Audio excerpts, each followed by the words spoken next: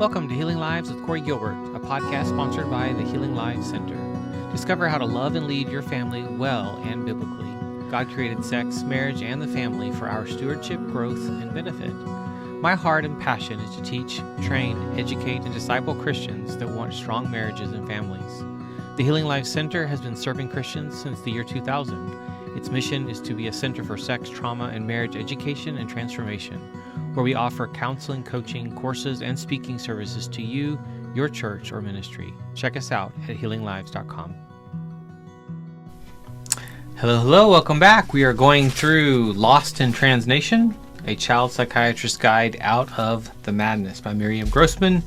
And this is chapter 10, Mourning the Living. And so this is a focus on you parents.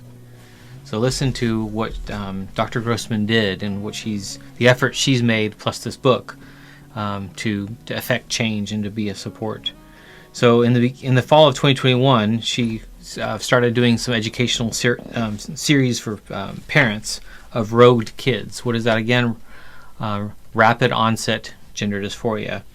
She found that actually a lot of the groups required long processes to join and interviews and questionnaires. And why would they need to do that? Why was there such a rigorous vetting system? First, parents had to complete all these questionnaires, and the waiting was an additional stress. And the vetting ended with a Zoom call. So why the secrecy and robust vetting? Because parents feared being fired or their children removed by CPS, the things that we've seen already. And many don't want their gender-distressed child to learn they belong to a transphobic group. That's so sad. So sad. So she was asked to speak, asked to do something. So I made a list of things I thought parents needed to know. But the day prior to the event, I changed my plan. It happened during a parent group that I joined as an observer in order to listen and learn. So the first questions were what you would expect. Should we call our son by her girl name and female pronouns? How do we explain what's happening to his younger siblings? And what about grandma? Then a mom spoke up, whom I'll never forget. She was seated on a sofa next to her husband. Yesterday, our son told us he's our daughter, she told the group. How should I be feeling? Think of that question. How should I be feeling? That was her question. I noted her lack of emotion and wide, intense eyes. Her husband offered nothing, his face blank, lots of blinking. I just don't know how I should be feeling, she said again, matter-of-factly. I understood at once. She was asking how to feel because she didn't feel anything. She was numb. Someone asked a question, another made suggestions, but the mom and dad continued to look bewildered. This is trauma, I thought. Theirs are the faces of trauma, like those of people who return home after a tornado and find rubble. I recalled the many parents who'd contacted me over the previous year. They were all distraught. Some were falling apart. I would comment on their distress, but without fail the discussion returned to the child. As I watched and listened to the couple on my screen, it hit me. We're focused on the kids and overlooking the parents. Off-the-chart traumatic stress.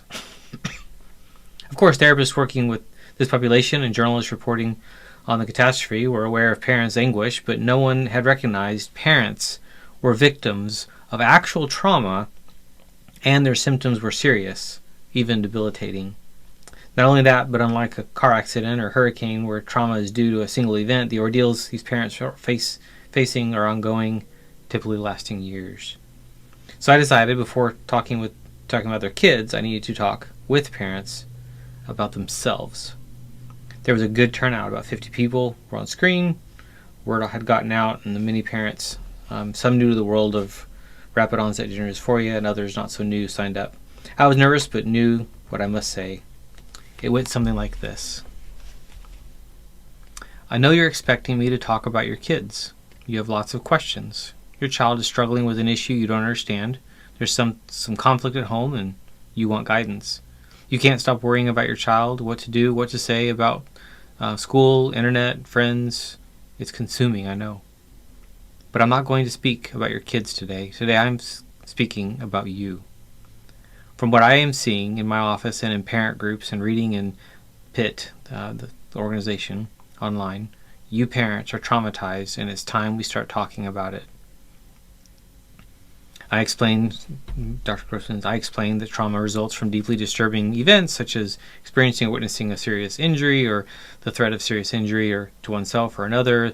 This doesn't mean only earthquakes or mass shootings. The injury can be psychological as well. The event causes feelings of fear, helplessness, of horror that persist. It also affects one's thoughts and behaviors. She continues, we need to talk about the many traumas you've experienced. Your son announced he's your daughter. Your daughter announced she's your son. You couldn't absorb it. It was preposterous. How could your child believe it? You're a very smart, even brilliant child who excels in math, physics, and robotics. How are the words coming out of her mouth?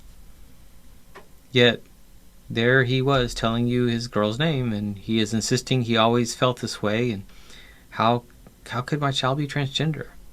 And the school's in on it? We're the only ones in the dark? She asked to go to a gender clinic. He asked for medicine to stop puberty. The conversation kept replaying in your head. You didn't sleep that night. Well, of course you didn't. You'd just been hit by a nuclear bomb. To begin, it's shocking to learn your child has embraced the impossible. He generally believes he's in the wrong body. He's not living in reality. That's alarming. She must be under the influence of others. But who? Will she transform into someone you don't recognize? Will she lose her beautiful soprano voice? Her breasts? Will she become sterile? Will your family be destroyed? Will you have to choose between estrangement and agreeing with your child's delusion? That's a Sophie's choice no parent should face. You feel helpless. Your child is headed down a dangerous path. Maybe he or she is far down it already. And what can you do when the whole world is applauding? To whom can you turn? You called her school. Yes, they used the new name. It's been a few months. They say your daughter wasn't ready for you to know. She's free to use the boys' facility, they inform you, including the locker rooms. Another sleepless night. Your daughter changes her clothes in the boys' locker room and you're supposed to sleep? Then came the appointment. The gender specialist called your daughter by her made-up name instead of the one you carefully chose when you were pregnant or adopting her. At the end of the session, the therapist said you must accept your daughter's boy identity and her development should be stopped. It's safe and reversible, she assured you. You weren't so sure. What about her anxiety and eating disorder? Couldn't that be related? She was bullied. Her sister was sexually assaulted. Aren't those things relevant? You suggested a slower process and more caution. You insisted, we know our child. There's more going on here. Then, in a condescending manner, and maybe with your child in the room, she replied that their physical development and periods are causing them distress, and puberty blockers will help. In fact, it's already late. There's a consensus among professionals, she explained. Affirmation saves lives. She spoke with authority and confidence. Then the heaviest blow. If you're not supportive, if you are not an ally, she warned, they might commit suicide. You're stunned. The specialist is saying you're the problem, not your child's wacky beliefs, not her anxiety and social media addiction. Everything would be okay, she's telling you. Your child would be smiling right now if only you were on board. We can deal with the gender issue, not a problem. You, Mom and Dad, are the problem. You searched for an expert. You took your child to see her and she endorsed the lie.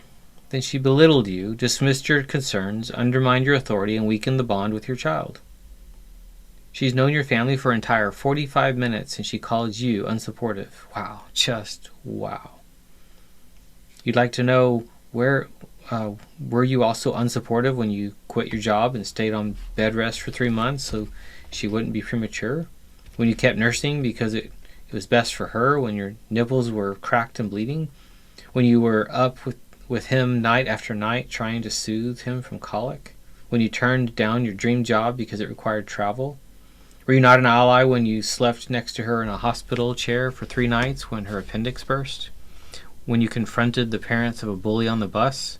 When you both took second jobs to pay for therapy and tutoring? And on, countless instances of devotion and self-sacrifice. Who can remember them all? And now the expert says you're unsupportive. You're shocked, horrified. You want to vomit again, for good reasons. At home, you Googled the medications and learned about osteoporosis and vaginal atrophy. You found pictures of girls your daughter's age with fresh scars across their now flat chests. You discovered surgeons eager to harm her advertising with memes and emojis on TikTok. Maybe it was at this point you had your first full-blown panic attack, or maybe it was the next day when you told your sister and she agreed with the therapist, or the following week when you found a binder in your daughter's bedroom. Sleep, laughter, and concentration were distant memories. You felt numb and detached. You're avoiding people. Your child's announcement kept playing in your head. You imagined her in the boys' bathroom. The therapist's words rang in your ears. Those ghastly mastectomy scars flash in front of your eyes. Parents, listen to me. That is trauma. What you are going through has a name. Let's recognize it right now. Fear, horror, helplessness, the hallmark features of trauma. Let's not forget triggers. They suddenly remind you of your trauma and causes distress, fear, or disorientation. A trigger can be anything, an object, memory, or smell, a holiday, or an angry voice, a time of the year or day. Of course, I already knew the everyday items and occurrences you can't escape, rainbow flags and words beginning with trans, Planned Parenthood, and the ACLU ads in your social media feed. They have a strong reaction that seems out of proportion because you are reliving your trauma. As I was speaking, the parent chat was on fire, said Dr. Grossman. Anytime I see a rainbow now, even if it is a beautiful photo, I get a knot in my stomach. It feels like there are no walls or perimeters around this. It's a never-ending flood of feelings, no boundaries. I was curious about the unusual triggers that no one would imagine. I wanted to get a sense of what it's like to walk in your shoes on a regular day. After the Zoom session, AC took my query to 3 groups. Parents of ROGD boys, a secret Facebook group of parents of ROGD girls, children, and young adults, and a WhatsApp group of moms. The poignant responses came flooding in, and I wish I could list them all. One came from a mom from the USA. Can we be honest here? I hate to call them triggers. They are so much more than that. I prefer trauma-induced terror moments. I agree with Mom from the USA. Trigger is overused. Your description is superior, and I will use it from now on. I love that. Terror moments can be so awful, they may lead to avoidance of places, people, or situations. This can further seep the pleasures from your life, but it may be necessary to survive. From the chat, I feel like I am always under siege, battle mode 24/7. There's a cloud over all fun times and holidays. Nothing is the same. I have to pretend to be okay in order to not wreck my connection with my kids. It's a constant stress. We've lost the simple joy of watching the results of our hard work raising our kid. We are denied the fruits of our labor. The joy is sucked away. Many parents who seek my help have never talked to a psychiatrist before. They may have gone through cancer, divorce, financial losses, and other terrible things, but this is the first time, they tell me, they ever made an appointment with a psychiatrist to talk and maybe get medication. They tell me their child's gender confusion is the most difficult thing they've ever been through. Crying all day, panicked, hopeless, avoiding people, hardly functioning. All because of what's happening with their child. I continued with the parents. Okay, so you're traumatized, but here's something else that needs to be said. There's another layer to this. Normally, my profession rushes to promptly identify and help victims of trauma, whether it be due to abuse, sexual assault, natural disasters, mass shootings, 9/11, racism, discrimination. The large mental health associations advocate for services. And that's the case, especially when the victims are members of a marginalized population. But who's advocating for you?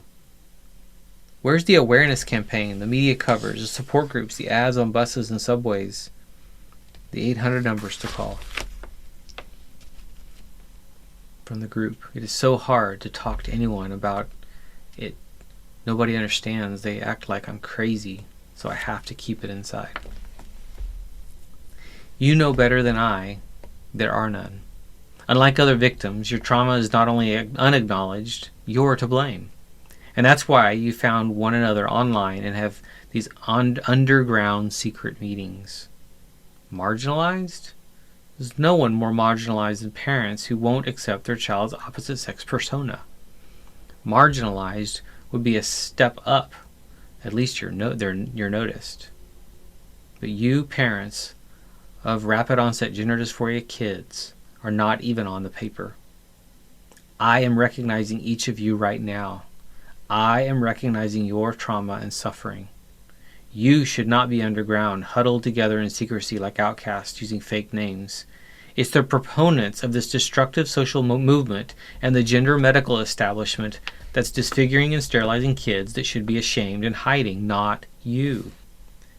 And I went on to say, and it's very important you hear me say this, that the medical profession, my profession, has betrayed you. You have a right to all you are feeling, and you have a right to be recognized and validated. The entire mental health profession, psychology, social work, counseling, was captured by radical ideologues years ago, and you and your families are paying the price. The doctors are wrong.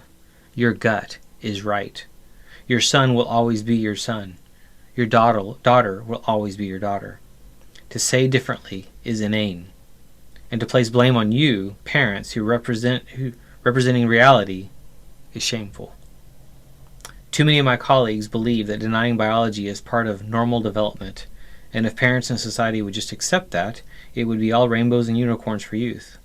Doctors at Johns Hopkins tell you to embrace your child's evolving sense of self. They either believe it or they are intimidated in silence. We failed you. It's a painful reality and hard for me to say, but it's the truth. In this whole gender fiasco, parents are bad, toxic, unsafe bigots if they dare to question an irrational belief system with no scientific foundation. The therapists undermine your parenting and swoop in and want to save your kids from you. They see themselves as saviors and you're the toxic, unsafe parents. The same goes for the pediatricians and endocrinologists who prescribe the hormones. And the surgeons? Sinister. I know that many of you feel you're at odds with the whole world. Your child, family members, friends, schools, doctors, therapists, politicians, the media, the culture. On how many fronts can one person fight? One mom recently told me, "Sometimes I wish my son had cancer. At least I'd get sympathy and understanding. The whole world would be there for me." It didn't surprise me, and I'm sure it doesn't surprise you. Again from the chat. 5 years of holding my breath. I'd take cancer or addiction at this point any day. I am numb and there is little pleasure in anything. I have no trust in anything or anybody, and I am bewildered every day by the madness that has taken over my son. The point of today is for you to hear all these things from me, a doctor. I want to acknowledge your trauma and suffering and to say I'm sorry. I am so sorry all this is happening to you and that you have been betrayed.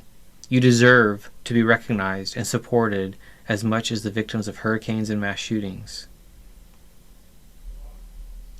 I stopped for a drink of water and scrolled through the grid of participants.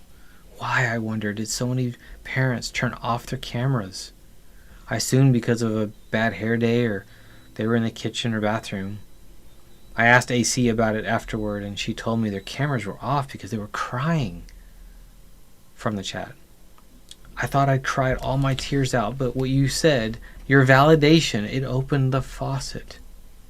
I didn't think I had any more tears to cry till today. I can't even have the camera on, tears flowing from her first sentence to us. That's why I turned mine off. I cry harder for this than I did when I lost my mother and father. The sounds that emanate from me are primal. Despite the tears, or perhaps because of them, there was an outpouring of gratitude for my talk. I had hit a chord. So I went to work on the next one. I decided to talk about the weeping. What are tears about? Different emotions can cause crying, but most commonly they are due to sadness. Sadness is due to the loss of someone or something to which you're attached. A person, a home, a job, a dream. One's health, independence, or finances can be lost. When the loss is great, it may lead to a grief. Grief can be a heavy burden. I've been on and off suicidal for a full year. Many of you are grieving and carrying a burden. Whether others realize it or not, it's vital for you to name, acknowledge, and understand your grief. Otherwise, you can't begin to heal. There is simple grief and complex grief. With simple grief, you feel sad, you miss the person, you are preoccupied with your loss, but no more than that. It hurts, but you can say goodbye and move forward. With complicated grief, there are emotions like guilt, regret, and anger. How could she have done this to me? Am I to blame? Could I have prevented it? What if I'd done something different? What if? Parents of children who have or are going through medical transition face loss that is ambiguous. Your child is still alive, but he's transformed. The losses of the child you once knew, their personality and their appearance. Some changes are final, some are such as double mastectomies, but others are not. The ongoing uncertainty can be torture. This is what you face. There's also hope. Every day there are more desisters and detransitioners. Maybe yours will join the ranks. You have hope, but you also want to live in reality. That's the challenge. To live in reality, but hold on to hope. This is what you face, and I can't think of a grief more complicated than yours. I feel honored you parents have shared with me the losses you've endured because your child fell into the grips of gender ideology. While every situation is unique, I think most of you grieve in varying degrees many of the same losses. Every loss has primary and secondary elements. A primary loss, for example, is the death of a spouse, and secondary losses might be financial security and retirement dreams. Secondary losses can be highly personal, such as loss of faith, and they can compound the grief of the primary loss.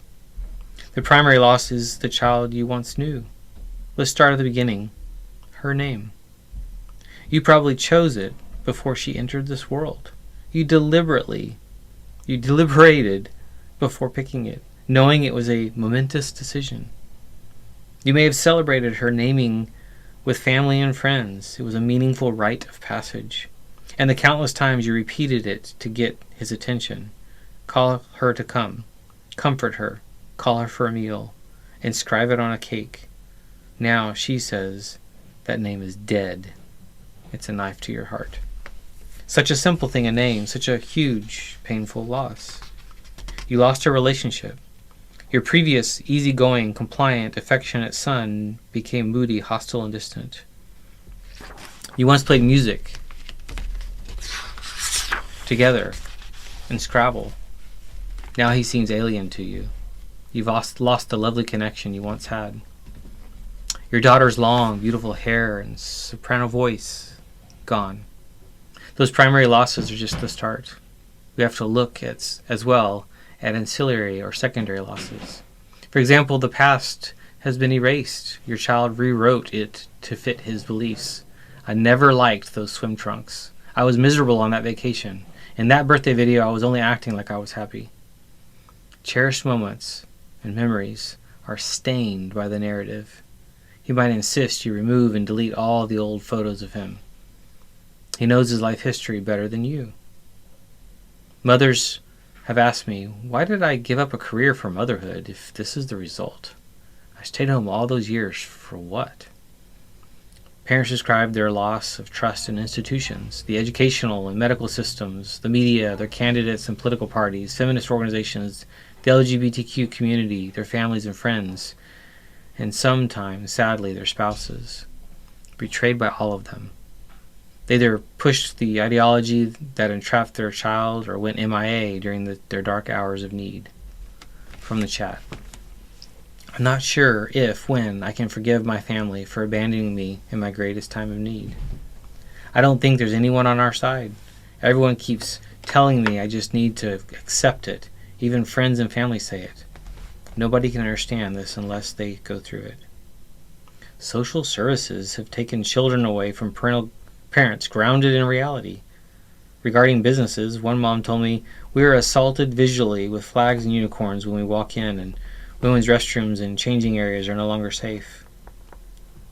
Some parents have been betrayed by the justice and legal system who rule against parents who are reality-based, removing their children, kind of like Olivia, Yaley, Sage, and so many others. Parents feel betrayed by churches who are either ideologically captured or simply unsupportive of parents, and they feel abandoned by God for allowing their families to descend into hell. A future that was assumed has been thrown into question. Holiday celebrations with the whole family, trips, wedding, grandchildren. Parents fear their child will not attend their grandparents' funeral. They lose their identities as liberal, progressive, tolerant individuals. They cease seeing themselves as good parents. They are ashamed. They lose their sense of self. It's difficult to overstate the magnitude of their losses. It's impossible to measure the burden.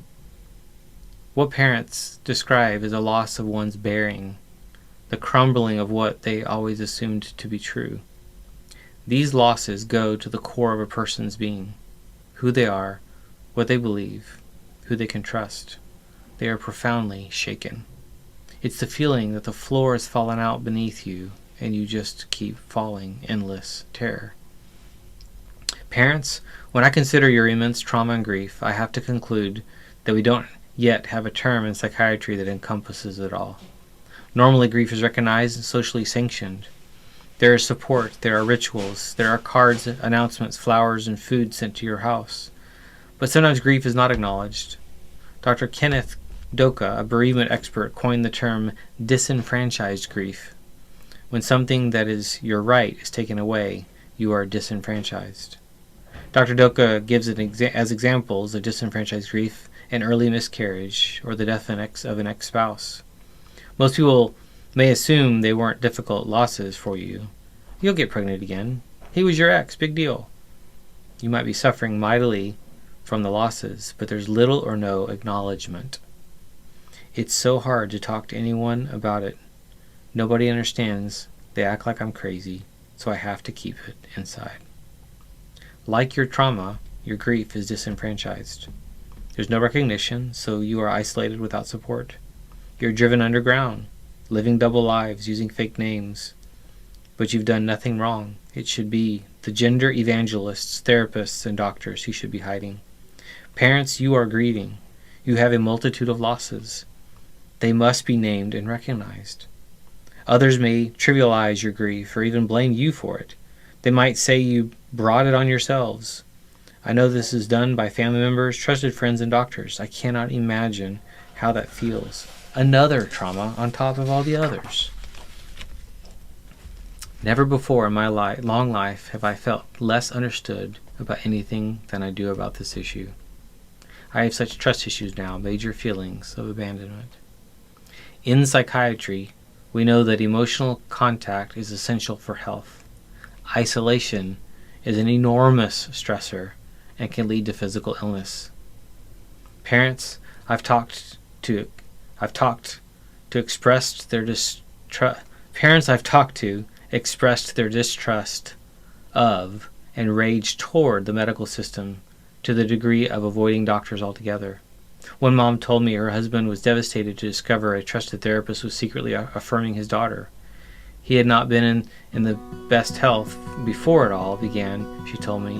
He stopped going to doctors and died of a heart attack. My message to you, honor your reality. You are entitled to your grief. It's legitimate even if you're the only person who recognizes it. Don't disenfranchise yourselves. Thank you for tuning in to the Healing Lives with Corey Gilbert podcast. It has been an honor to serve. If you are struggling, have questions, or in need, Dr. Gilbert offers a free consultation for new clients. Check us out at healinglives.com to book a call. If this has been helpful to you, please share it, leave a review, and help us get the word out so that we can see lives changed, marriages transformed, and more people come into a life-changing relationship with Jesus Christ. The Healing Lives Center offers online courses, programs, books, intensives, and other services to help you live biblically and well. Discover more resources on YouTube and in Dr. Gilbert's Healing Marriage Facebook group, The Healing Marriage.